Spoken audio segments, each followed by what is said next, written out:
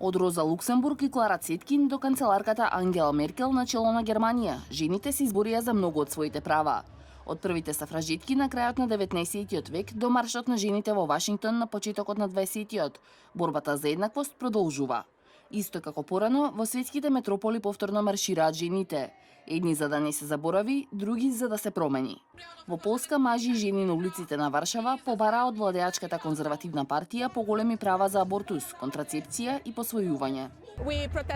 Протестираме против забраната за абортус и тешкиот пристап до контрацепција, но и дека не добиваме поддршка кога сакаме да имаме деца. Инвитро процедурата е укината, а посвојувањето ограничено.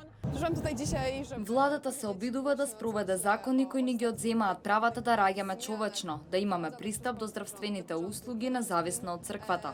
Полска има еден од најрестриктивните закони за абортус во Европа, а моќната католичка црква бара целосна забрана. Премиерот Јарослав Качински, ерген без деца, лани сакаше да ја прошири забраната, но мораше да се повлече по масовните протести.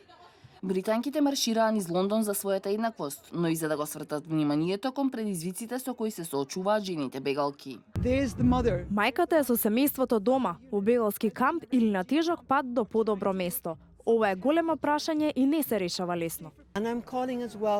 Да размислиме со што се соочуваме кога американски претседател ги понижува жените и сака да не ги смали правата, да нас смали нас.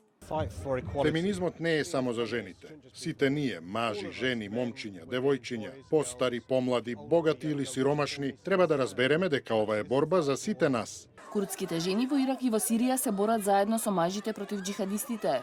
Но во јужниот град Санлиурфа, турската полиција уапси 23 демонстрантки против семејното насилство и ги обвини за поврзаност со Курдската работничка партија.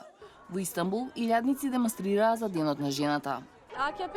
Политиките што ги трпеа жените за време на 14-та години власт на АК партијата станаа уште повеќе институционализирани и озаконети со референдумот.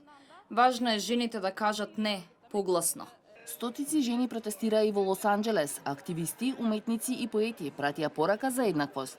8 март има особено големо значење во последниот бастион на комунизмот, Северна Кореја, каде што делегати од меѓународните организации за човекови права ги посетија работничките. Денот на жената почнаа да го слават социјалистичките партии уште на почетокот на минатиот век. Темата на маршовите оваа година е "Бидете храбри за промена".